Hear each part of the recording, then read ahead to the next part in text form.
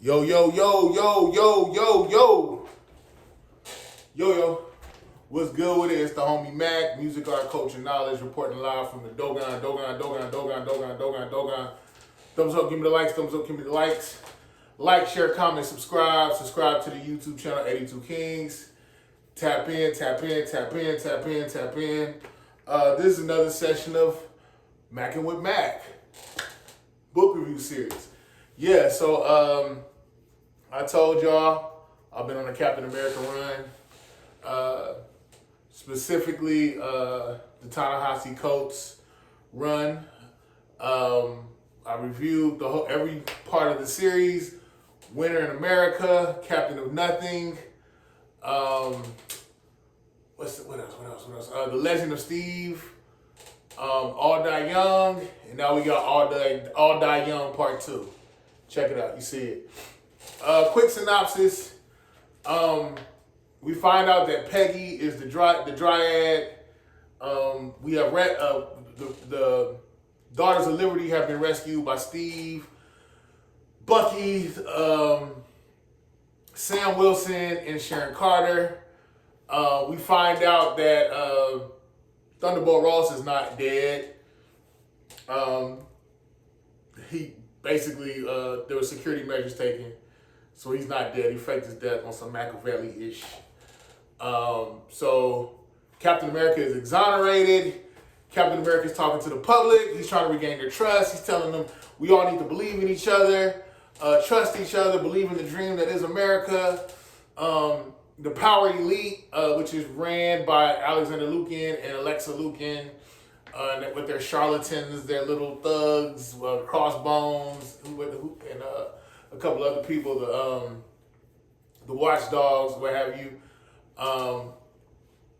Like Captain America is trying to reestablish himself and gain people's trust, but he's gained the people's trust because he took care of Scourge, and so. And then we find out also in this issue that Fisk is not dead. Mayor Fisk is not dead. Go figure. I know I just said a lot. Cynthia emerges. Cynthia is actually Alexander Lukin's daughter. She's a savage. She actually gets into it with Captain America and with her she gathered some men. And the thing that's really interesting is I've always learned about women, if they're going to manipulate you, one of the first ways they do it is try to convince you what a real man does, or be a man, which is always in service at the behest of someone else, specifically not women's desires, whatever benefits them. So I always think that's interesting trope. But that's what she did. She convinced a bunch of men to fight on her behalf. But she didn't only do that. Red Skull did that, / Alexander Lukin. He did it. Because we know about the Cosmic Cube and how there's a spiritual intermingling between the Red Skull and Alexander Lukin. A thing that's really interesting throughout this whole series is I feel like Ta-Nehisi Coates pretty much contextualizes patriarchy in the sense of something that is reactionary, something that's rooted in men's cowardice, men's insecurity, men's fears. You can make that argument, but anything that exists in nature, any society that has been pushed forward, it has been through men conquering things, men being leaders, men fighting for a cause, and willing to die on the front line. So I don't know. I get what he's saying. I mean, at the end of the day, the context that he's giving it in, it coalesces with racism. So, or hatred, more specifically. So when I think about the Power Elite, when I think about the Watchdogs, when I think about the Nuke Soldiers, it all was.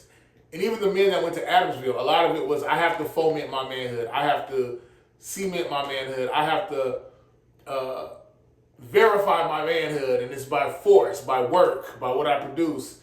And I don't necessarily think it's a bad thing. But again, whenever it's in the context of subjugating others, hating others.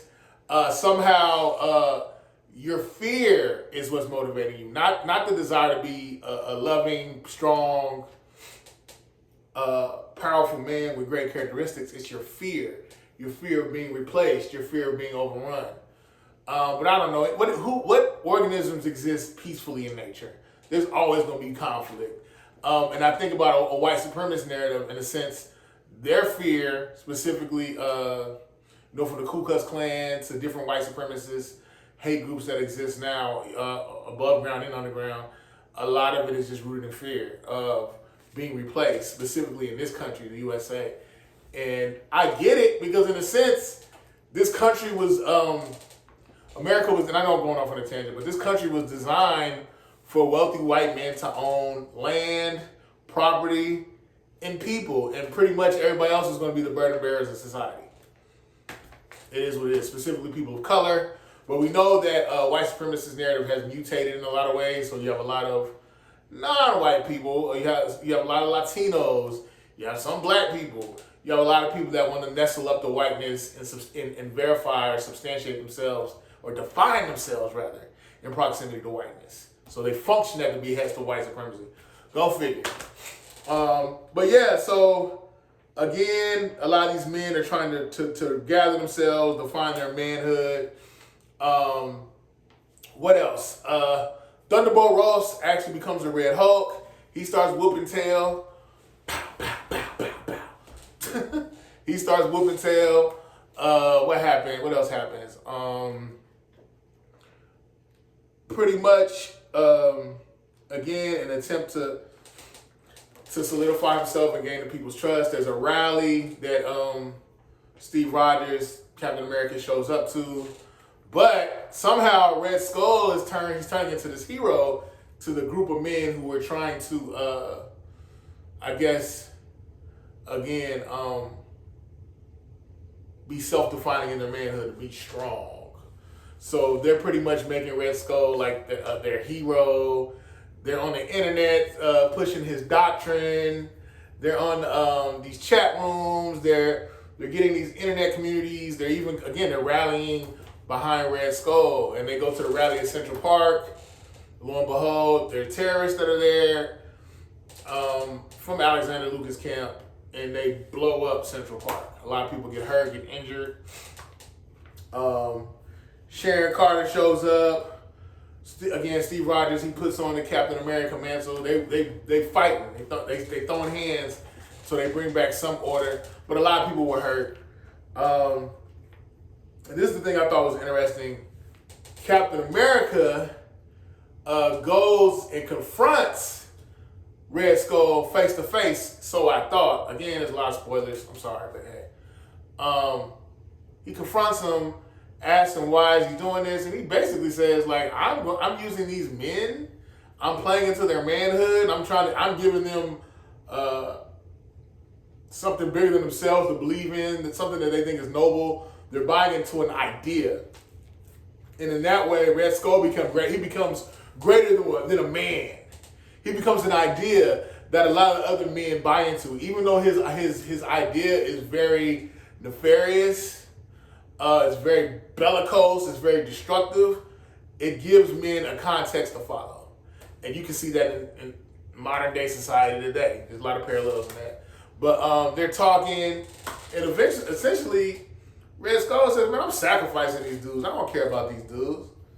You know, their lives had no merit, no meaning. I gave them purpose. And they're going to be chattel. They're going to be sacrificial lambs for me to build a new world order. But what he didn't know is it actually was a hologram of Captain America, and the whole conversation was recorded and live streamed. So a lot of the men that saw this live stream with Red Skull, they're in tears, they're crying. They're like, what have I done? I've just been used as a pawn. This man was not trying to give me any type of self-determination, any type of anything viable for me to be self-defining. I'm just a tool to his own end. And guess what? That's how hate groups work. So, lo and behold, Red Skull is exposed. it causes a lot of his followers to dissent or back away, totally remove themselves. Did I use that in the right context? Dissent? Well, yeah. Fact check me, but I think I used it in the right context. But they abdicated, left a lot of them the movement that is Red Skull. Overall, I give this 5 out of 5. All Die Young Part 2. And I thought it was interesting, the title All Die Young. I took it to mean, there's symbolism between like a lot of people. It could have been a parallel with Sharon Carter becoming, aging, and she becomes like a trans as she gets her vitality back and it becomes young again. Maybe she died to some things in her youth, and now she's born anew. So maybe that could have been it, or it could have been how Peggy pretty much she's in her youth, she's dying because she sacrifices herself. She gets a new life, but she's always young. So I don't know. I could be reaching, but what I just said could be totally inane. I don't know. Y'all tell me what y'all think. I'm just trying to figure it out. But anyway, I enjoyed the Captain America series by Ta-Nehisi Coates. I recommend it. Each one teach one, peace and love. It's the homie Mac. Thumbs up, give me the likes. Thumbs up, give me the likes. Like, share, comment, subscribe. All Die Young Part 2. Ta-Nehisi Coates had a great run with Captain America. I'm out.